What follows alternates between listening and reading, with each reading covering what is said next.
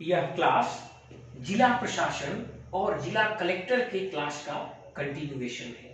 आज के इस क्लास में हम लोग इस बात पर चर्चा करेंगे कि जिला कलेक्टर को डिस्ट्रिक्ट मजिस्ट्रेट और डिप्टी कमिश्नर क्यों कहा जाता है। लेकिन इससे पहले हम लोग पिछले क्लास का एक शॉर्ट रिकैप कर लेते हैं।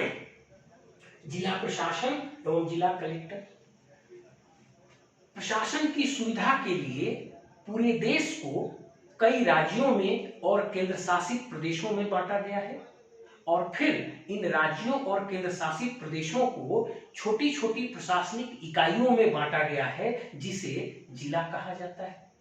इसका अर्थ यह हुआ कि जिला क्षेत्रीय प्रशासन की एक इकाई है और जिला कलेक्टर इस क्षेत्रीय इकाई का प्रमुख प्रशासक है।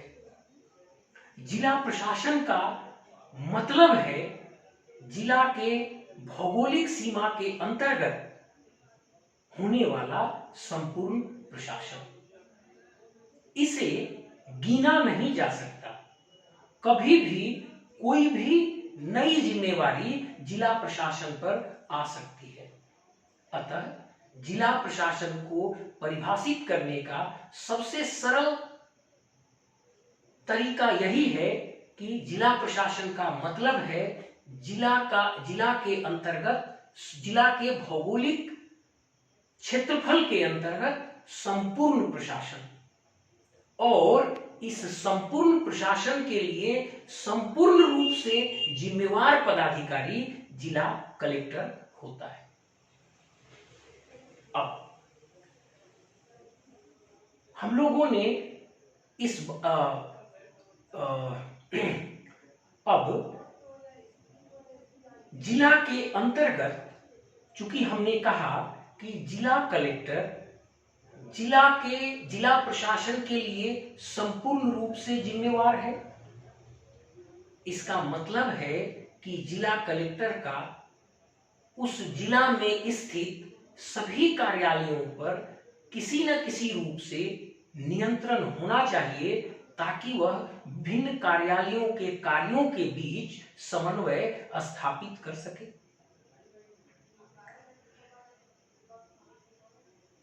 किसी भी जिला में राज्य सरकार के कार्यालय के साथ साथ केंद्र सरकार के भी कुछ कार्यालय होते हैं। तब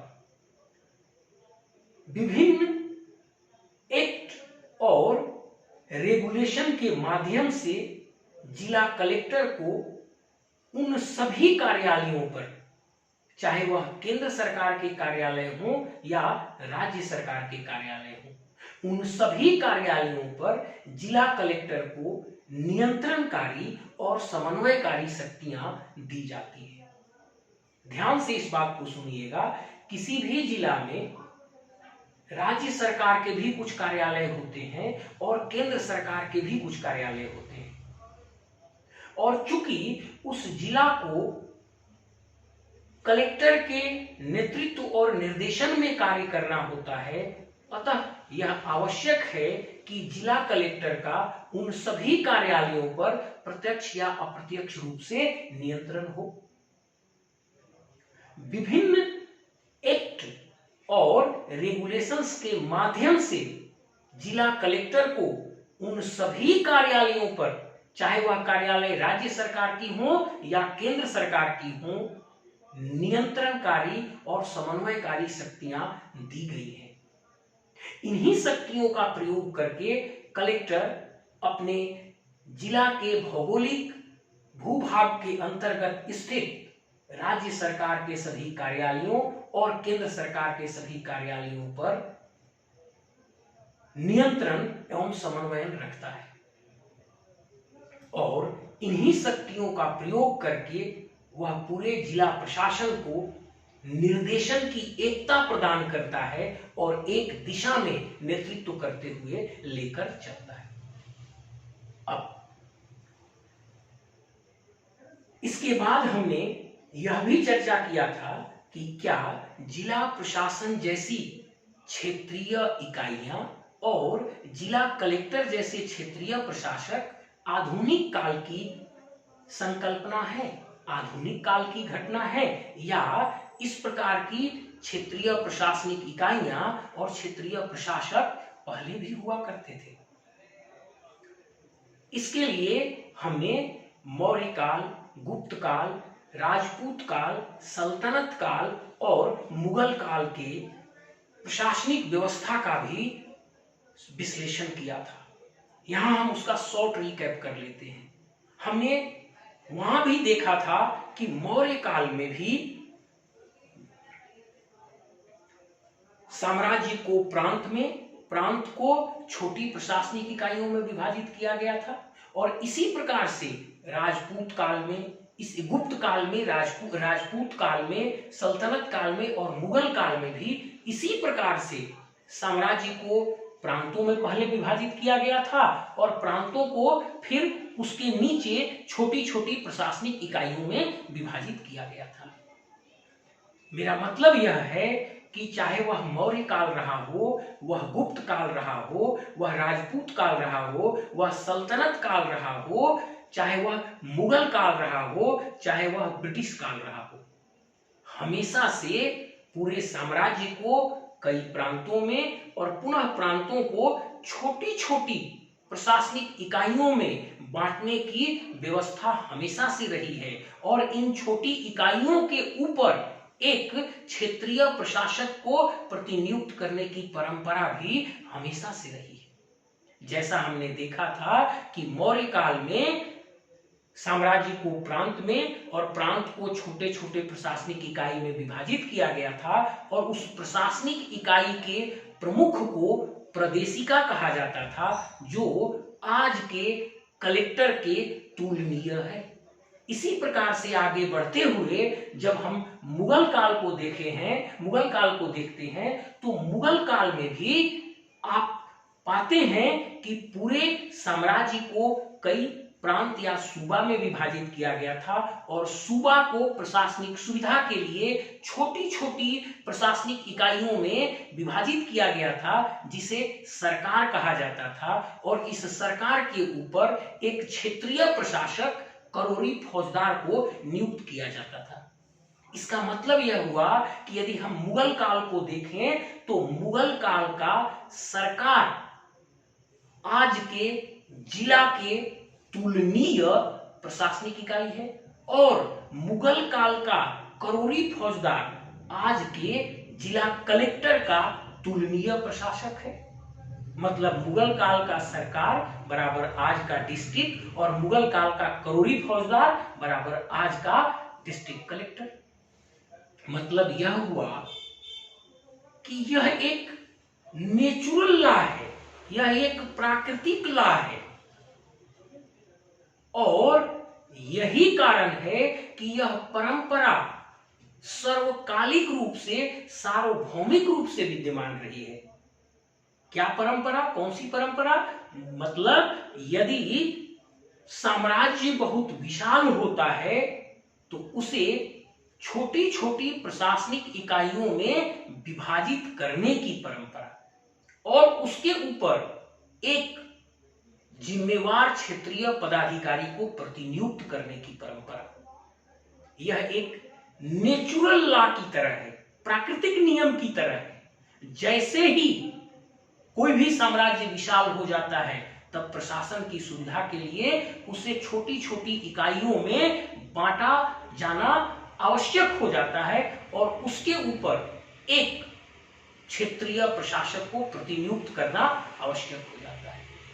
और यह शाश्वत प्राकृतिक नियम है, और हमेशा से सार्वभौमिक और सार्वकालिक रूप से यह परंपरा चलती आ रही है, अर्थात हमेशा से साम्राज्य को छोटी प्रशासनिक इकाइयों में विभाजित किया जाता रहा है, और उसके ऊपर एक क्षेत्रीय जिम्मेवार प्रशासक को नियुक्त किया जाता रहा है, क्योंकि यह प्राकृतिक, सार्वभौमिक और सार्वकालिक नियम है। अब हम लोग इस बात को भी देखे थे कि ब्रिटिश ईस्ट इंडिया कंपनी के काल में 1772 ईस्वी में वारेन हेस्टिंग्स के द्वारा बंगाल प्रांत में जिला की संकल्पना, मतलब जिला जैसी क्षेत्रीय प्रशासनिक इकाई की संकल्पना कायम की गई थी और जिला कलेक्टर जैसे क्षेत्रीय प्रशासक को नियुक्त किया गया था। हमने यह भी देखा था कि ऐसे खुशनसीब व्यक्ति राल्फ सेल्डन थे जिनको वारेन हेस्टिंग्स ने भारत का पहला कलेक्टर नियुक्त किया था। इस लाइन को फिर से सुन लीजिए। डिस्ट्रिक्ट और डिस्ट्रिक्ट कलेक्टर अर्थात जिला और जिला कलेक्टर की संकल्पना ब्रिटिश ईस्ट इंडिया कंपनी के शासनकाल में कायम हुई। 1772 ईस्वी में वारेन हेस्टिंग्स के द्वारा, जो कि बंगाल प्रांत के गवर्नर थे, उनके द्वारा बंगाल प्रांत में जिला नामक प्रशासनिक इकाई की संकल्पना, जिला नामक क्षेत्रीय प्रशासनिक इकाई की संकल्पना बनाई गई, जो कि मुगल काल के सरकार के समान था। और इस जिला नामक क्षेत्रीय प्रशासनिक इकाई के ऊपर एक कलेक्टर नामक जिम्मेवार पदाधिकारी को नियुक्त किया गया, जो मुगल काल के करोड़ी फौजदार के समकक्ष था। अब इसे एकदम सरल शब्दों में ऐसे समझ लीजिए कि 1772 ईस्वी में बंगाल के गवर्नर वारेन हेस्टिंग्स के द्वारा बंगाल प्रांत में जिला नामक क्षेत्रीय प्रशासनिक इकाई की संकल्पना को कायम किया गया था और इस क्षेत्रीय प्रशासनिक इकाई के ऊपर एक जिम्मेवार पदाधिकारी कलेक्टर की नियुक्ति की गई थी, मतलब कलेक्टर के पद का सृजन किया गया था। और वहीं से 1772 ईस्वी से जिला क्षेत्रीय प्रशासनिक इकाई के रूप में और जिला कलेक्टर एक क्षेत्रीय प्रशासनिक पदाधिकारी के रूप में इनका अभ्युदय होता है। फिर से सुन लीजिए, 1772 ईस्वी से भारत में जिला नामक क्षेत्रीय प्रशासनिक इकाई और जिला कलेक्टर नामक क्षेत्रीय प्रशासक का अभ्युदय होता है। 1772 ईस्वी में बंगाल में इस प्रकार नियुक्त होने वाला पहला खुशनसीब कलेक्टर राल्फ सेल्डन महोदय थे। मतलब राल्फ सेल्डन महोदय भारत में कलेक्टर के रूप में नियुक्त होने वाले पहले पदाधिकारी थे और उनकी नियुक्ति बंगाल प्रांत में की गई थी। बाद में कुछ कारणों से 1773 ईस्वी में कलेक्टर के इस पद को समाप्त कर दिया गया था।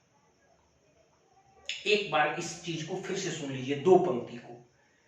1772 ईस्वी में वारेन हेस्टिंग्स के द्वारा बंगाल प्रांत में जिला नामक क्षेत्रीय प्रशासनिक इकाई की संकल्पना को कायम किया गया था और इसके ऊपर कलेक्टर नामक क्षेत्रीय प्रशासनिक पदाधिकारी की नियुक्ति की गई थी और इस प्रकार नियुक्त होने वाले पहले खुशनसीब पदाधिकारी राल्फ सेल्डन महोदय थे।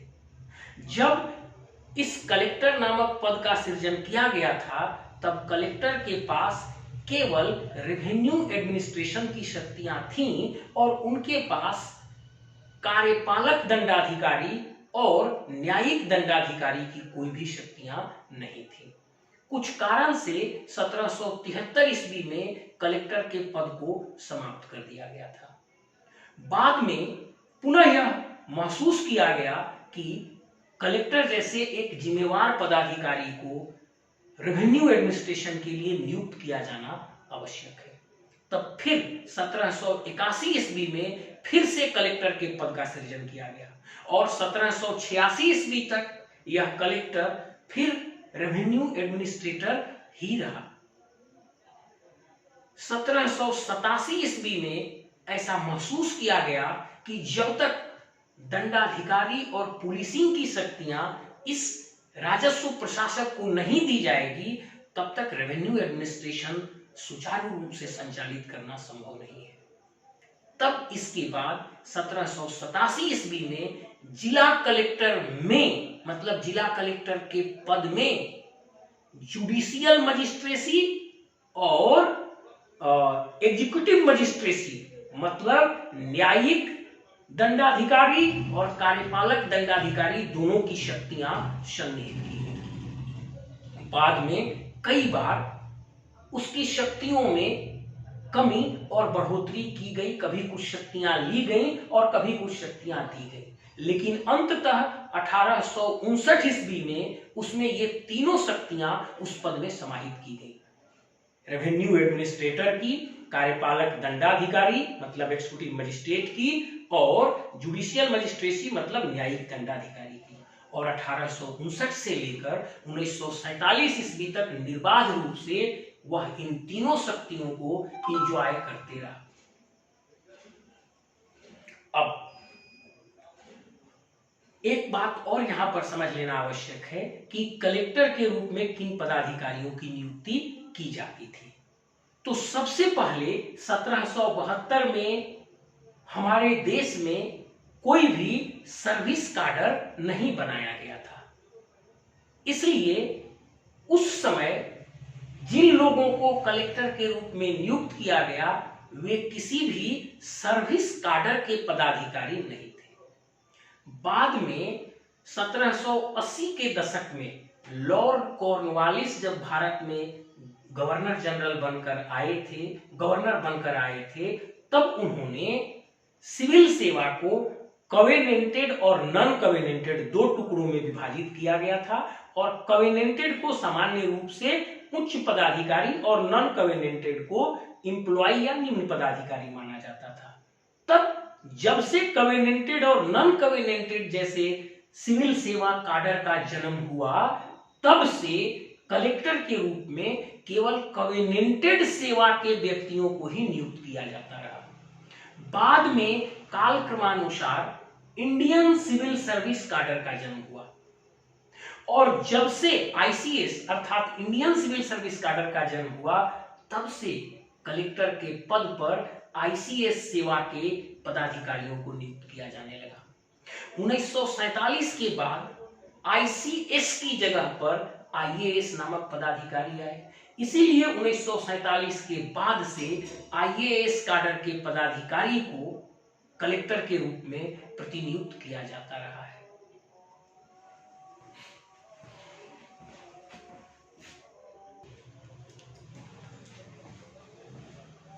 इसके बाद हम लोगों ने यह भी देखा था कि कलेक्टर के पद की महत्ता को बताते हुए कुछ इमिनेंट पर्सनालिटीज ने कुछ स्टेटमेंट दिए थे।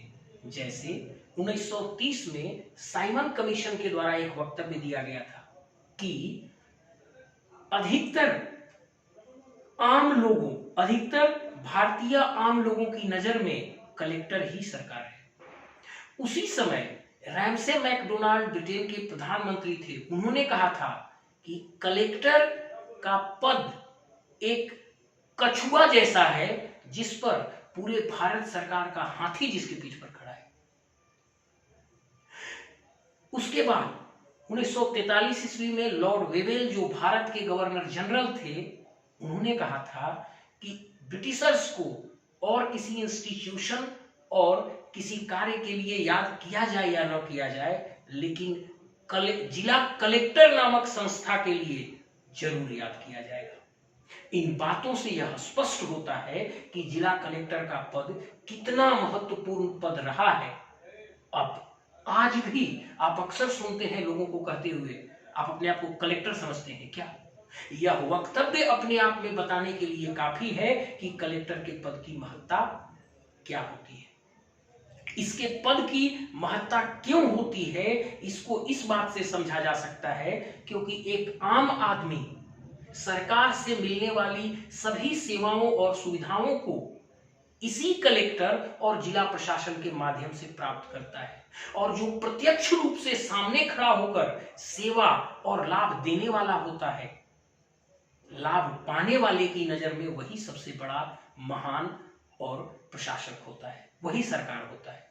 क्योंकि सरकार से मिलने वाली सभी सुविधाएं आम नागरिकों को कलेक्टर और जिला प्रशासन से प्राप्त होता है। यही कारण है कि आज भी कलेक्टर और जिला प्रशासन की इतनी महत्ता है और लोगों की नजर में इतनी प्रतिष्ठा है, और भूतकाल में भी इसके समकक्ष प्रशासक की इतनी भी महत्ता रही होगी।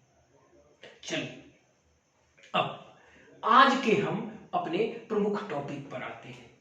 आज का हमारा प्रमुख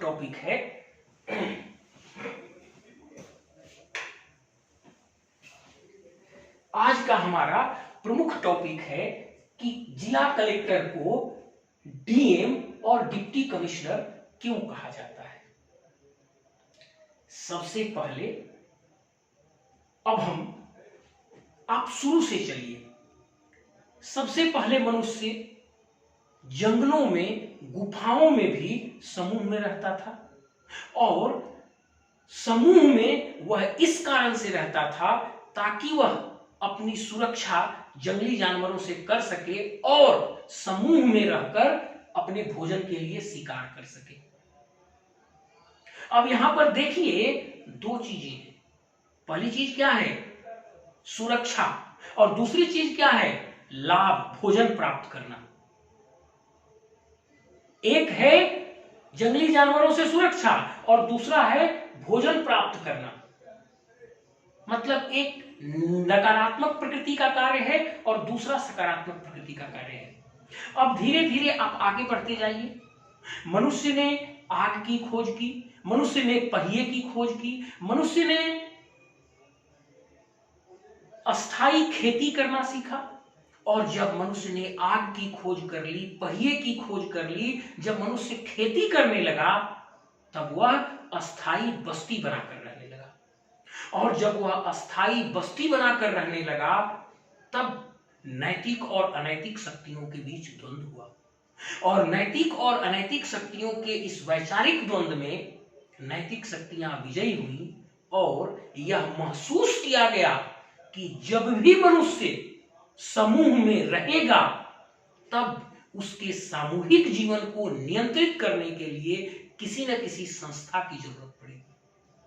फिर से सुनिए, यह महसूस किया गया कि जब भी मनुष्य समूह में रहेगा, तब उसके सामूहिक जीवन को नियंत्रित करने के लिए किसी न किसी संस्था की आवश्यकता होगी, और वही संस्था एक राज्य के रूप में उदित हुआ। मतलब वही संस्था राज्य के रूप में उदित हुआ और राज्य की संकल्पना कायम की गई। अब आप सोचिए कि सबसे पहले जब राज्य की संकल्पना कायम की गई होगी, तब कौन कौन से कार्यालय वहां पे होंगे। आज जैसे इतने विकसित अलग अलग प्रकार के कार्यालय नहीं होंगे। आज जैसा वह समय कोई कल्याणकारी राज्य नहीं था। उस समय राज्य की संकल्पना अपने शैशवा अवस्था में थी, और उस समय आप कल्पना कीजिए कि राज्य के अंतर्गत कौन कौन कार्यालय रहे होंगे। इस बात को समझने के लिए आपको राज्य के जन्म के रूप में सामाजिक समझौता के सिद्धांत को थोड़ा सा समझना पड़ेगा। सामाजिक समझौता का सिद्धांत यह कहता है कि राज्य के लोग अपने कृषि और विभिन्न प्रकार के आय का कुछ हिस्सा राजा को देंगे, और राजा इसके बदले उनको सुरक्षा देगा या समाज में कानून व्यवस्था बनाए रखेगा। मतलब राज्य की जो संकल्पना हुई, राज्य का जो जन्म हुआ, वह दो शर्तों पर हुआ।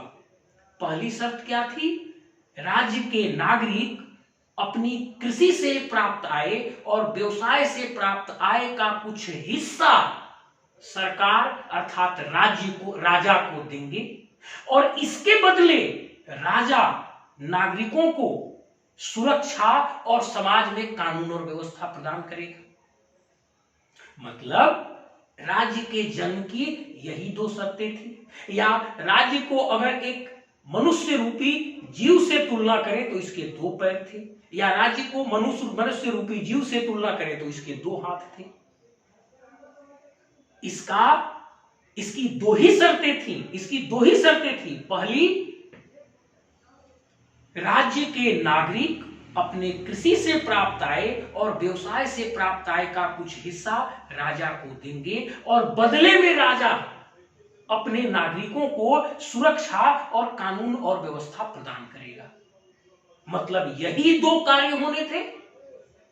पहला, नागरिकों से कुछ न कुछ टैक्स वसूल करना था और दूसरा, नागरिकों को सुरक्षा की सुविधा प्रदान की जानी थी। यही दो कार्य होने थे। तब उस समय ये दो कार्यालय जरूर रहे होंगे। पहला,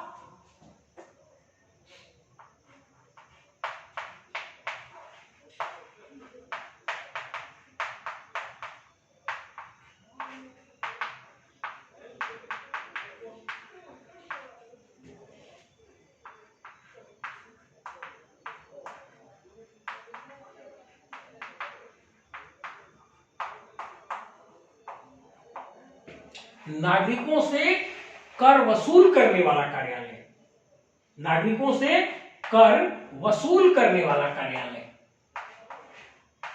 कर, और दूसरा,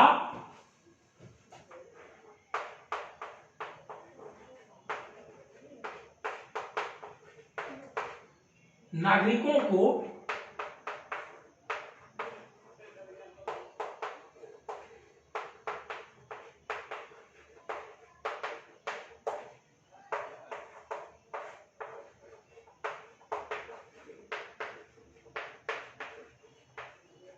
सुरक्षा प्रदान करने वाला कार्यालय।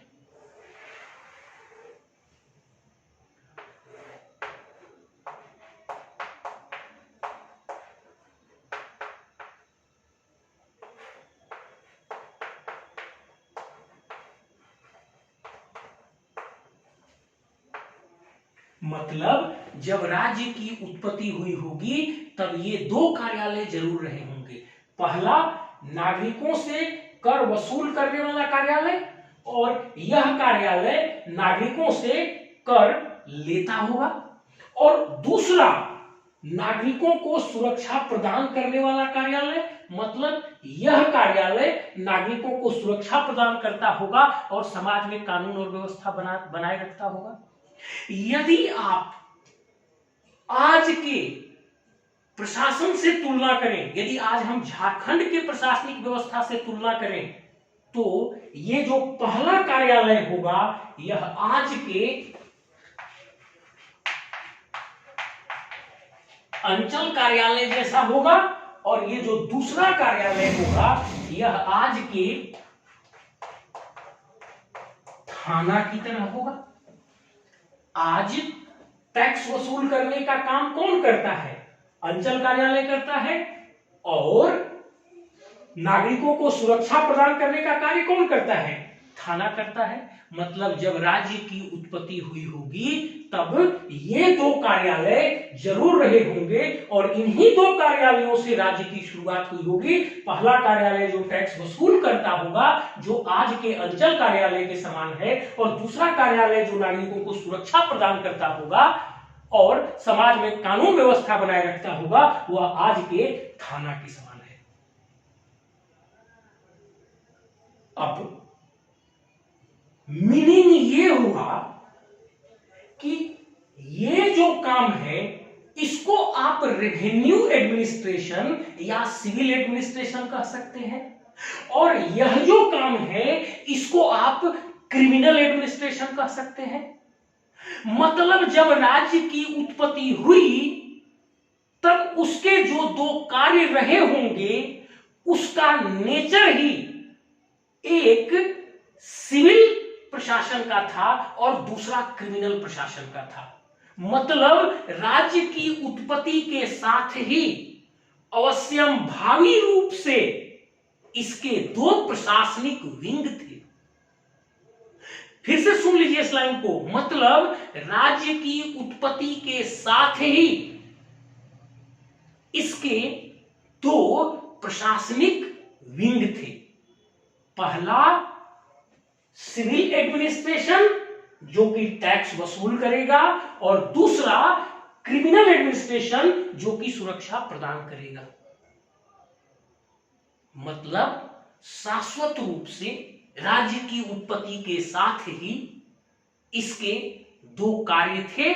पहले कार्य का नेचर सिविल था और दूसरे कार्य का नेचर क्रिमिनल था, और सिविल कार्य से जुड़े हुए प्रशासन को सिविल प्रशासन आप कह सकते हैं, और क्रिमिनल नेचर वाले कार्य से जुड़े प्रशासन को क्रिमिनल एडमिनिस्ट्रेशन कह सकते हैं। मतलब राज्य के जन्म के साथ ही शाश्वत रूप से दो प्रशासनिक विंग राज्य के थे। पहला सिविल एडमिनिस्ट्रेशन का विंग और दूसरा क्रिमिनल एडमिनिस्ट्रेशन का विंग। अब यहीं से इस बात को समझिए कि जो कलेक्टर क्षेत्रीय प्रशासनिक इकाई का प्रमुख पदाधिकारी है, उसे अपने इस क्षेत्रीय इकाई के अंतर्गत यह सिविल प्रशासन का कार्य भी सुनिश्चित करना है और यह क्रिमिनल प्रशासन का कार्य भी सुनिश्चित करना है। मैं फिर से रिपीट करता हूं, पिछली बातों को याद करते हुए अब आप यहां पर आइए कि जो जिला प्रशासन है, जिला प्रशासन का जो प्रमुख प्रशासक कलेक्टर है, इसे अपने जिला के भौगोलिक क्षेत्र के अंतर्गत सिविल एडमिनिस्ट्रेशन को भी सुनिश्चित रूप से चलाना है और क्रिमिनल एडमिनिस्ट्रेशन को भी सुनिश्चित रूप से संचालित करना है। मतलब उस कलेक्टर को जो कार्य दिए गए उसका एक नेचर सिविल एडमिनिस्ट्रेशन का है और दूसरे कार्य का नेचर क्रिमिनल एडमिनिस्ट्रेशन का है, और कलेक्टर को अपने जिला के भूभाग के अंतर्गत इन दोनों कार्यों को सुचारू रूप से संचालित करना है। तब सिविल एडमिनिस्ट्रेशन के लिए अलग कानून होंगे और क्रिमिनल एडमिनिस्ट्रेशन के लिए अलग कानून होंगे, क्योंकि हम कानून के शासन में जी रहे हैं। तो जो सिविल एडमिनिस्ट्रेशन पक्ष का कानून है, मतलब जो रेवेन्यू एडमिनिस्ट्रेशन का कानून है, वह सिविल एडमिनिस्ट्रेशन या रेवेन्यू एडमिनिस्ट्रेशन का जो कानून है वह जिला के इस प्रमुख प्रशासक को कलेक्टर कहता है, और जो क्रिमिनल एडमिनिस्ट्रेशन का कानून है वह जिला के इस प्रमुख प्रशासक को डिस्ट्रिक्ट मजिस्ट्रेट कहता है। व्यक्ति भले वो एक ही है, लेकिन सिविल कानून में, रेवेन्यू के कानून में उसी व्यक्ति को कलेक्टर कहा गया है और क्रिमिनल कानून में उसी व्यक्ति को डिस्ट्रिक्ट मजिस्ट्रेट कहा गया है। अब इस बात को मैं फिर से दोहराता हूं, यही क्रक्स है इस क्लास का, बहुत ध्यान से सुनिएगा। जिला नामक क्षेत्रीय प्रशासनिक इकाई का जो प्रमुख प्रशासक कलेक्टर है, उसके कार्यों के दो नेचर हैं। पहला, उसे सिविल एडमिनिस्ट्रेशन को भी सुचारू संचालित करना है और उसे क्रिमिनल एडमिनिस्ट्रेशन को भी सुचारू संचालित करना है। और सिविल एडमिनिस्ट्रेशन को सुचारू संचालित करने के लिए सिविल कानून है, रेवेन्यू कानून है, और इस सिविल लॉ और रेवेन्यू लॉ में उस व्यक्ति को, उस प्रमुख प्रशासक को, जिला रूपी क्षेत्रीय प्रशासनिक इकाई के उस प्रमुख प्रशासक को इस सिविल और रेवेन्यू लॉ में कलेक्टर कहकर पुकारा गया है, और जिला के इस प्रमुख प्रशासक को क्रिमिनल लॉ में डिस्ट्रिक्ट मजिस्ट्रेट कहकर पुकारा गया है। जितने भी आप रेवेन्यू एडमिनिस्ट्रेशन से संबंधित एक्ट को देखेंगे वहां पर जिला के इस प्रमुख प्रशासक को कलेक्टर कहा गया है। और जो क्रिमिनल एडमिनिस्ट्रेशन से संबंधित कानून है जैसे सीआरपीसी, आईपीसी जो कानून है, इसमें इस प्रमुख प्रशासक को डिस्ट्रिक्ट मजिस्ट्रेट कहकर पुकारा गया है। मतलब भले ही वह व्यक्ति एक हो लेकिन पद दो हैं, और एक पद सिविल कानून से जन्म लेता है और दूसरा पद क्रिमिनल कानून से जन्म लेता है। और सिविल पद से जो कानून जन्म लेता है, जो पद जन्म लेता है, उसे कलेक्टर कहते हैं। और इस पद के रूप में वह सिविल प्रशासन के कार्यों को करने का अधिकार रखता है। और क्रिमिनल कानून से जो पद कायम होता है उसे डिस्ट्रिक्ट मजिस्ट्रेट कहते हैं। और इस पदधारी के रूप में वह उसे क्रिमिनल प्रशासन को नियंत्रित करने का अधिकार मिलता है। और यही कारण है कि आप जब कलेक्टर का लेटर पैड देखिएगा तो उस पर लिखा रहता है जिला कलेक्टर सह जिला दंडाधिकारी। जिला कलेक्टर सह जिला दंडाधिकारी मतलब कंकरेंटली एक ही बार वह दो कुर्सियों पर, वह दो पदों पर बैठा हुआ व्यक्ति है। और उसका एक कुर्सी सिविल प्रशासन का है जिस रूप में वह कलेक्टर कहलाता है, और उसका दूसरा कुर्सी क्रिमिनल प्रशासन का है जिसमें वह डिस्ट्रिक्ट मजिस्ट्रेट कहलाता है। और यही कारण है कि जिला कलेक्टर को डिस्ट्रिक्ट मजिस्ट्रेट भी कहा जाता है। अब एक प्रश्न आपका छूट गया कि जिला कलेक्टर को डिप्टी कमिश्नर क्यों कहा जाता है। देखिए,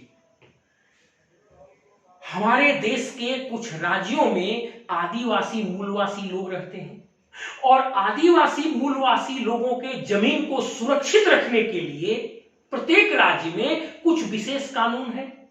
जैसे आप झारखंड में देखिएगा तो एसपीटी एक्ट और सीएनटी एक्ट है। एसपीटी मतलब संथाल परगना एक्ट, और सीएनटी मतलब छोटा नागपुर टेनेंसी एक्ट।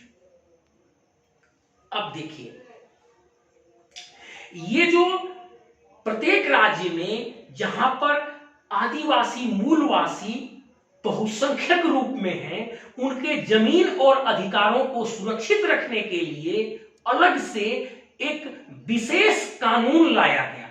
जैसे झारखंड में एसपीटी एक्ट और सीएनटी एक्ट। और इस प्रकार के विशेषीकृत कानून में इसी पर जिला के इसी प्रमुख प्रशासक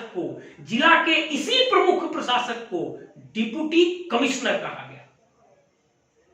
और जिन जिन जिलों में इस प्रकार का आदिवासी मूलवासी के जमीन और अधिकार को सुरक्षित रखने के लिए विशेषीकृत कानून है, उन सभी राज्यों में इस पदधारी को एक तीसरा नाम भी प्राप्त है, और उस तीसरे नाम को डिप्टी कमिश्नर कहा जाता है।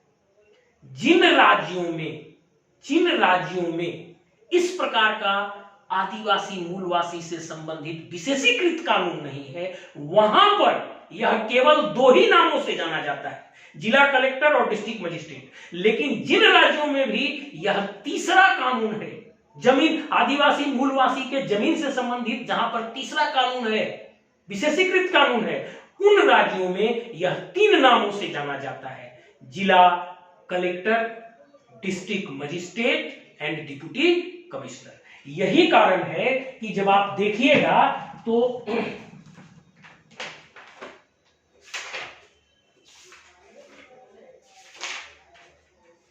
अब एक चीज समझिए, मैं जैसा आपको बताया कि भारत के प्रत्येक राज्य और केंद्र शासित प्रदेश में जहां पर भी आदिवासी और मूलवासी की बहुलता है और उनके जमीन और अधिकार की सुरक्षा के लिए अलग से कानून बनाए गए हैं, उस कानून में जिला के इस प्रमुख प्रशासक को डिप्टी कमिश्नर कहकर पुकारा गया है। और उन राज्यों में जिला के प्रमुख प्रशासक को तीन नामों से, जिला कलेक्टर, डिस्ट्रिक्ट मजिस्ट्रेट और डिप्टी कमिश्नर, इन तीन नामों से पुकारा जाता है।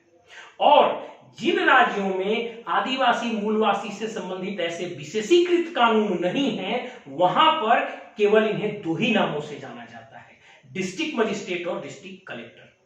अब यह परंपरा रही है कि किसी राज्य में उसका एक नाम अधिक फेमस है, किसी राज्य में उसका दूसरा नाम अधिक फेमस है।